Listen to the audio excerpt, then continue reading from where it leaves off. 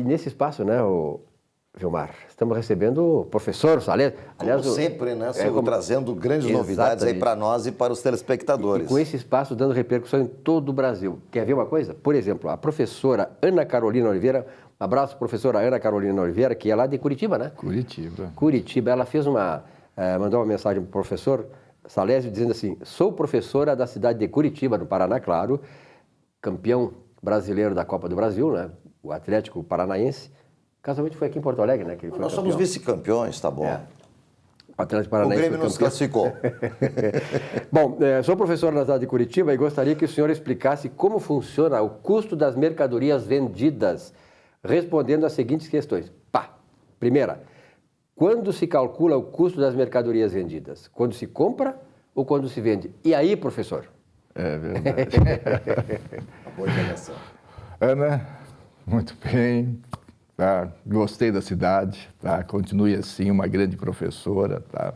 Eu fiquei sabendo... universitária, né? Professora universitária, assim, fiquei sabendo que você usa dos vídeos para dialogar com os alunos, enfim, para ter uma fonte a mais para discutir os assuntos, ok? Principalmente os assuntos que envolvem a contabilidade. Isso é muito importante. Os nossos alunos precisam, né, ter mais de uma opinião e para que isso ele possa discutir e entender muito bem as coisas como funcionam. Você sabe que todo aluno de ciências contábeis precisa obrigatoriamente ler o regulamento do imposto de renda, ok? Por quê? O regulamento do imposto de renda é uma compilação de todas as leis que envolvem a contabilidade, que envolve o direito tributário e tudo aquilo que diz respeito como se apura resultado, como se apura custo, como se apura as despesas e tudo mais, está contido neste regulamento. Então, é um documento de leitura obrigatória a todos os profissionais e estudantes. Muito bem. Quando você questiona o custo da mercadoria vendida, se vocês abrir o capítulo 5 do regulamento do imposto de renda, lá trata sobre, o capítulo 5º, trata sobre o lucro operacional dos agentes econômicos. E uma subseção, que é a seção 3, fala do custo de bens e serviços. E no artigo 301 diz o seguinte, que o custo das mercadorias... custo da mercadoria não é somente o valor que se paga pelo bem, não é somente o quanto nós pagamos pelo bem, mas também tem que ser agregado a este valor o de transporte e o seguro até o estabelecimento.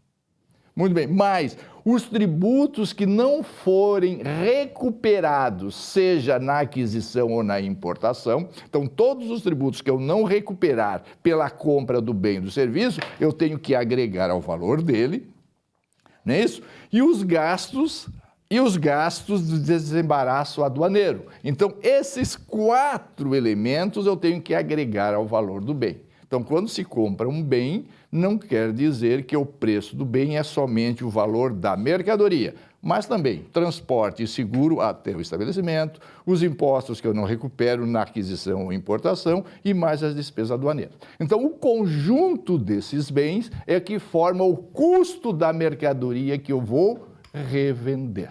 Ok? Tudo certo? A pergunta que você diz: quando se calcula o custo das mercadorias vendidas? Quando se compra ou quando se vende? Ora, veja só, na verdade nós não calculamos o custo, nós apuramos o custo, ok? Porque apura-se por agregar esses elementos todos na formação do bem. E é o custo de aquisição. Então, quando você adquire um bem, o que é que você faz? Você agrega esses elementos, então este é o valor do meu bem, que é o custo de aquisição. Está lá no meu ativo. É um ativo porque eu posso transformar em dinheiro aquele bem que eu adquiri. Ok? Então, é custo de aquisição, é apurado, não é calculado, não se calcula. Calcular significa usar uma fórmula, aí eu calculo. No caso, eu estou apurando porque eu estou agregando, estou somando. O custo da mercadoria vendida significa o quê? Quando eu vendo aquela mercadoria que eu adquiri, por ele não ser mais um ativo, eu transfiro para despesas. Então, é custo da mercadoria que eu vendi. Então, eu vendi aquele custo, eu transfiro para a despesa, um demonstrativo econômico, tirando do meu ativo. Veja só. O custo e a receita, o custo da mercadoria vendida, que é uma despesa, e uma receita, esses dois elementos eles trabalham de forma concomitante. Eu vendo uma mercadoria, então eu tenho alguma coisa cuja origem foi a venda. Muito bem. Este crédito será receita quando não me gerar obrigações. E esse ativo passa a ser despesa quando eu não posso transformar em dinheiro. Vejam só. Se você vendeu a mercadoria e entregou, este crédito passa a ser receita. Por quê? Eu não tenho mais obrigação. Eu cumpri com aquela obrigação de entregar a mercadoria, a receita. Concomitante a isso, eu tenho o custo da mercadoria que eu vendi. Por quê? Eu tirei do ativo e passei para despesa. Então, para ter receita, obrigatoriamente eu tenho que ter o custo desta receita. Professora Ana Carolina, a pergunta é extremamente pertinente, porque a gente vê aqui sim a importância que tem esta formação do custo. Agora, professor Salejo, a professora Ana Carolina tem uma outra pergunta também, não menos importante. Ela pergunta assim, o que é PEPs, o que é o EPS, tá? E o custo, o que eles têm a ver com o custo da mercadoria vendida? O custo médio, PEPs ou EPS, custo médio, o que tem a ver com o custo da mercadoria vendida? Muito bem. No mesmo regulamento do imposto de renda, como eu disse, esse regulamento trata de toda a matéria pertinente à contabilidade e a direitos tributários, diz o seguinte lá no seu artigo 305, que o estoque tem que ser apurado pelo custo de aquisição. Ou seja, custo de aquisição. Hoje eu compro uma mercadoria. Muito bem, vejam só, eu compro uma mercadoria e paguei por esta mercadoria R$10. Muito bem. Amanhã eu compro uma outra mercadoria em termos de variação de dólar. Essa mercadoria já não é mais R$10, passou a ser R$14. E no dia seguinte, eu fiz uma outra operação e aí eu paguei R$9. Ou seja, deu uma queda substancial no dólar e essa mercadoria passou a valer 9. Então, veja, numa primeira compra, paguei 10. Numa segunda compra, paguei 14. Numa terceira compra, paguei 9. Ora, a lei diz que o custo é de aquisição. Vejam só, se eu na primeira compra eu comprei 10 unidades, na segunda compra mais 10 unidades, na terceira compra mais 10 unidades, então eu adquiri 30 unidades e por essas 30 unidades, segundo aqueles valores, o meu total de aquisição foram R$330. Muito bem. No dia posterior, no dia seguinte, você vendeu 15 unidades. Olha só. 15 unidades foi o que você vendeu. Você vendeu 10 unidades e depois mais 5. Aí pergunta, mas qual foram as mercadorias que eu entreguei para quem me comprou? A da primeira compra, da segunda compra ou da terceira compra? Então aí surgiu as ciências contábeis, e as ciências contábeis foi ratificada pelo direito tributário, que diz o seguinte: os profissionais da contabilidade podem usar 3 métodos para tirar essas mercadorias do ativo. Ou pelo PEPs, ok? Que na sigla em inglês significa o FIFO. O FIFO. First in, first out. Exatamente. Muito bem. Que é primeira que entra, primeira que sai. Então, se vendeu 15 unidades, então eu tenho que entregar 10 da primeira compra, primeira que entra, primeira que sai, e 5 da segunda compra, ok? Muito bem. Então, nesse caso, vamos que essas 15 unidades foram vendidas por R$250. Pelo PEPs, primeira que entra, primeira que sai, as 10 primeiras unidades eu paguei 10, então são R$100. A segunda unidade eu paguei 14, então as 5 unidades são R$70. Logo, o custo dessas mercadorias que eu entreguei para quem me comprou foi de 170. Por consequência, o meu lucro bruto foi de 250. Menos 170, 80. Muito bem. Usando o método UEPS, que é última que entra, primeira que sai, vejam só, 15 peças vendidas, R$250, eu tenho que entregar 10 primeiras peças. Vendi 15, tem que entregar 10. Da última compra, a última compra foi quanto?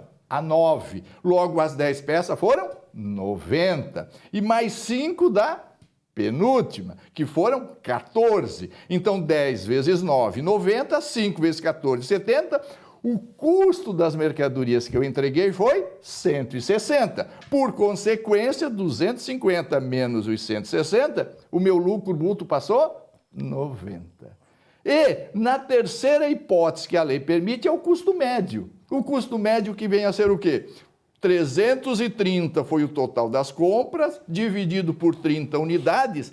Cada unidade vale, em média, R$11. Mas aí o senhor fez o cálculo considerando 10, 10 e 10. Isso. Se fosse número diferente, teria que fazer a divisão proporcional, sempre média proporcional. Proporcional. Média primeira ponderada. que entra, primeira que se... Enfim, sempre dentro desta lógica. Certo. E é importante as empresas terem sistemas que apuram isso, porque vejam só, se eu sou um gestor financeiro e quero pagar menos tributos, eu tenho que verificar junto à empresa qual é a melhor alternativa. E isso é importante. Então, na legislação e na metodologia, nos procedimentos contábeis, não é só custo médio. O Brasil usou como método o custo médio, tudo é médio, mas afinal de contas, se para a empresa o melhor é o EPS, usa-se o EPS. Se for o PEPS, usa-se o PEPS. É por isso quanto é importante ter essas informações.